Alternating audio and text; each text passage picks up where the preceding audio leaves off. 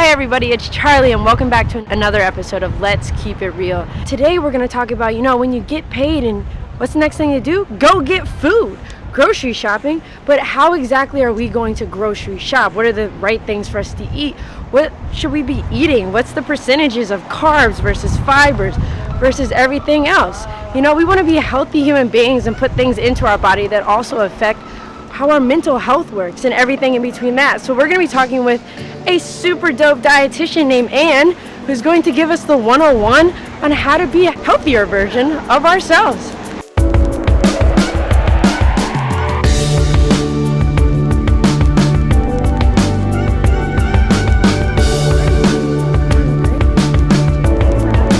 Yeah, I'm excited to chat for a bit. I am too. My favorite topic. If you're aging out of the system and now you're on your own and you have no food, what should you do? That's a great question. I'm going to dovetail for 1 second and just say that we need to remind ourselves that we are what we eat, regardless of whether we're talking about our brain health or our physical health. It's all about what we're eating. And so it really starts with where you shop. Getting to a grocery store as opposed to a drive-through.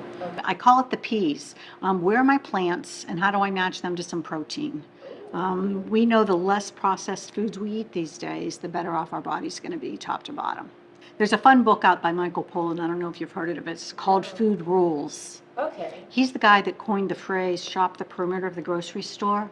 Like when you walk into the grocery store, think about things that require some refrigeration or freezer space. Mm-hmm. Fresh fruits and vegetables, Okay. low-fat dairy, Okay. meats and seafood, frozen fruits and vegetables, which are great for us. Okay. And I always say, get out of Dodge. A lot of what's in the middle of the store, the chip aisle, the soda aisle, we don't even need to get down there. The cookie aisle.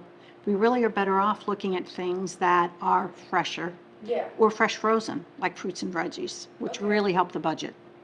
And, I hate to harp on this, but if you think about the way vegetables and fruits are taken to the supermarkets where we pick them up, if you think about the farmer's field, right? Things that are taken from there directly to a plant where they're frozen, nothing else happens to those until you open them up at your own house. And they're so much cheaper. So chopped spinach, right? Broccoli, cauliflower, frozen fruits that you can make a quick smoothie with breakfast. Frozen mixed berries, so much cheaper than buying the fresh. And the good thing about that is they don't go bad. If you're going to spend your money on fresh fruits and veggies, you got to make sure you're using them within that week. If they're going to go from the farmer's field to a truck, to a packing plant, to your grocery store, to your refrigerator, and sit for a week before you get to it, you lose a lot of those water-soluble vitamins. So I'm a big proponent of, I love fresh produce, don't get me wrong, but price point-wise, frozen ones really have their place, I think, in a healthy diet. Balance, is really important. We know that if you think about your plate, and I brought a little visual here, I don't know if you can see that, but that visual says, when you're eating, half of your plate ought to be a fruit or a vegetable. Okay. So whether you're talking breakfast, lunch, or dinner, you want to make sure that you're incorporating those. You always want to have some protein. Okay. And then you really want to make sure you do some grains. And I always say with regard to portions, you can use your hands. We've got measuring cups right here. A fist size of starch is great. Okay. A palm of your hand for protein is terrific. Okay. Fruits and vegetables are limitless. So I always give this to people and say, are you eating a rainbow? Right? Pick your colors. Make sure that you're incorporating those when you eat because these have fiber, vitamins, minerals, phytochemicals. I always say to folks, don't think about what you shouldn't eat because most of us can come up with a list of that. Yeah. We know we don't want to be driving through fast food restaurants every day. Yeah. But instead of thinking about what I shouldn't be eating, I really encourage people to wake up in the morning and say, what can I do best for my body today? A good rule of thumb is 3 grams of fat for every 100 calories. The most important piece of information on nutritional facts label is the portion size. Really? By far. Because if you pick something up and it says this contains 3 or 4 portions, you need to be doing multiplication when you look at that fact sheet, right?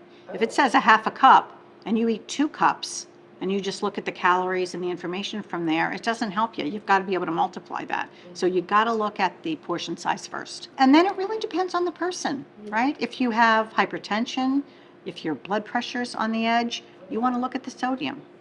right? If you're somebody that, 1 out of 2 people, adults now, are pre-diabetic or diabetic in this country right now.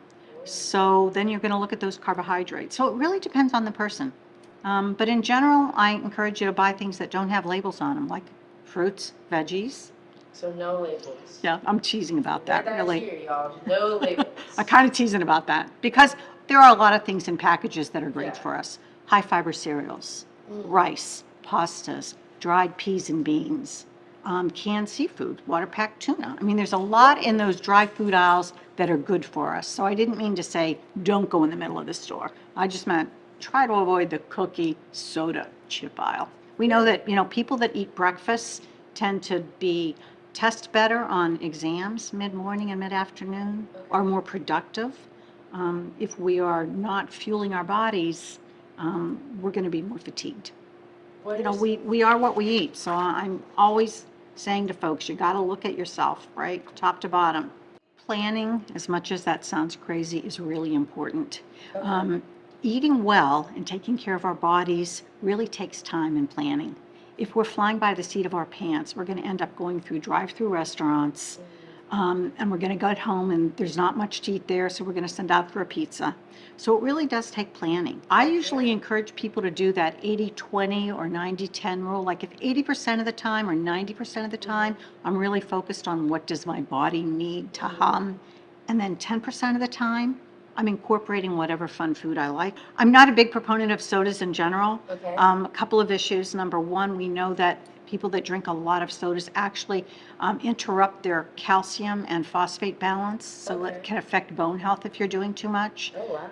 Occasional artificially sweetened diet sodas, probably not a big issue, but studies actually show that if you do more than 3 to 5 servings of artificially flavored things a day, it actually increases your desire for sweets.